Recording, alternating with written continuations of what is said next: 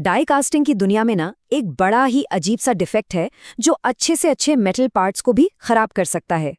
इसे कहते हैं ब्लिस्टर। ये एक ऐसे छुपे हुए दुश्मन की तरह है जो दिखता नहीं पर नुकसान पूरा करता है। तो आज हम इसी की पूरी कहानी पता लगाएंगे। सोचिए जरा, एक मेटल का पार्ट बनाया गया है जो देखने में एकदम परफेक्ट है, शाइनी है, मजबूत है, कोई कमी नहीं। लेकिन जैसे ही उसे आगे की प्रोसेसिंग के लिए गर्म किया जाता है, उसकी सतह पर अचानक से बुलबुले उभर आते हैं। सब बर्बाद। ऐसा होता क्यों है? चलिए इस रहस्य की तह तक चलते हैं। तो चलिए इस जासूसी कहानी को सुलझाने के लिए हम इन 5 स्टेप्स को फॉलो करेंगे। हम ये देखेंगे कि कैसे एक परफेक्ट दिखने वाला पार्ट एक छुपे हुए दुश्मन का शिकार बन जाता है। तो हमारी कहानी की शुरुआत होती है एक धोखे से। डाई से एक मेटल का पार्ट बाहर आता है। देखने में भाई एकदम फ्लॉलेस, कोई कह ही नहीं सकता कि इसमें कोई भी गड़बड़ है। लेकिन असली कहानी तो तब शुरू होती है जब इसे गर्मी का सामना करना पड़ता है। और यहीं पे मिलता है हमें पहला और सबसे जरूरी सुराग। ये जो ब्लिस्टर है ना, ये कास्टिंग के दौरान होता ही नहीं है।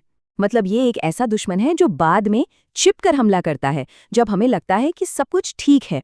तो चलिए अब इस मामले की जड़ तक चलते हैं। आखिर ये सब शुरू कहाँ से हुआ? असली गुनहगार को पकड़ने के लिए हमें टाइम में थोड़ा पीछे जाना होगा। असली गुनहगार वो हमारी नंगी आंखों से तो दिखता ही नहीं है। होता ये है कि जब पिघले हुए मेटल को बहुत तेजी से सांचे में भरा जाता है ना, तो हवा के नन्हे नन्हे बुलबुले बस अंदर ही फंसकर रह जाते हैं। और यहीं से इस पूरे खेल की शुरुआत होती है। और ये बात बहुत दिलचस्प है। इस स्टेज पर यह डिफेक्ट सिर्फ एक मामूली सी गैस पोरोसिटी है, मतलब हवा का एक छोटा सा बुलबुला। लेकिन असल में ये एक टाइम बॉम्ब है जो बस सही वक्त का इंतजार कर रहा है। तो ये छुपा हुआ दुश्मन करता क्या है? ये बस इंतजार करता है। चलिए देखते हैं कि ये कैसे छिपा रहता है और अपने हमले के लिए सही मौके का इंतजार करता है। इस पूरी प्रक्रिया को समझने के लिए हमें इन 4 मेन स्टेजेस को देखना होगा। ये हमारे लिए एक रोड मैप की तरह है जो हमें इस दुश्मन तक ले जाएगा। दूसरे स्टेज में यानी इंटेंसिफिकेशन में मेटल पर बहुत ज्यादा प्रेशर डाला जाता है। अब इससे क्या होता है? अंदर जो हवा फंसी है वो और भी ज्यादा दब जाती है, सिकुड़ जाती है। लेकिन हमारा दुश्मन अभी भी वहीं है, बस छिपा हुआ है। डाई की दीवारें उसे बाहर आने ही नहीं देती। फिर पार्ट को डाई से बाहर निकाला जाता है और ठंडा होने दिया जाता है। यहाँ पर लग सकता है कि भाई चलो खतरा टल गया, क्योंकि ठंडा होने पर तो गैस का प्रेशर कम हो जाता है। लेकिन नहीं, असली खिलाड़ी तो अभी भी अंदर ही घात लगाए बैठा है। और फिर आता है वो मोमेंट, वो ट्रिगर पॉइंट, जब ये छुपा हुआ दुश्मन आखिरकार अपना असली चेहरा दिखाता है। तो होता क्या है? पार्ट को हीट ट्रीटमेंट के लिए एक भट्टी में डाला जाता है। जाहिर है टेम्परेचर तेजी से बढ़ता है। अब अंदर जो गैस फंसी हुई थी वो भी गर्म होती है और फैलने की कोशिश करती है, और बस अंदर का प्रेशर आसमान छूने लगता है। और यहीं से शुरू होता है आखिरी मुकाबला। एक तरफ है फैलती हुई गैस का जबरदस्त प्रेशर जो बाहर निकलना चाहता है, और दूसरी तरफ है मेटल की बाहरी स्किन जो उसे रोकने की पूरी कोशिश कर रही है।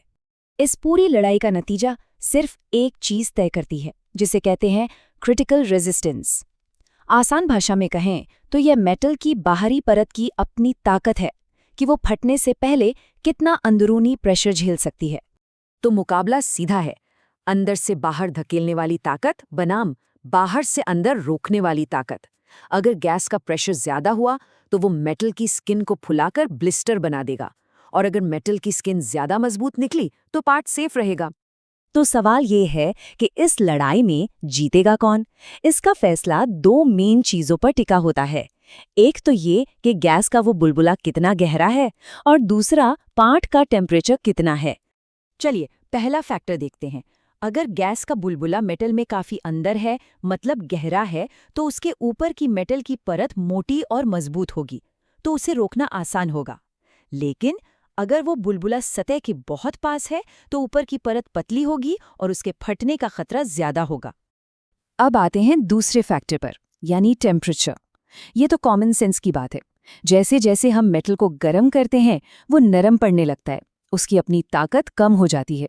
और जैसे ही मेटल कमजोर होता है, अंदर बैठे दुश्मन के लिए जीतना बहुत आसान हो जाता है।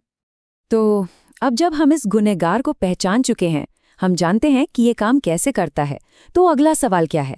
अगला सवाल ये है कि इस जानकारी का इस्तेमाल करके हम इस दुश्मन को बनने से ही कैसे रोक सकते हैं? एक ऐसा प्रोसेस कैसे डिज़ाइन किया जा सकता है जहां ये दुश्मन पैदा ही ना हो? इस पर सोचिएगा जरूर।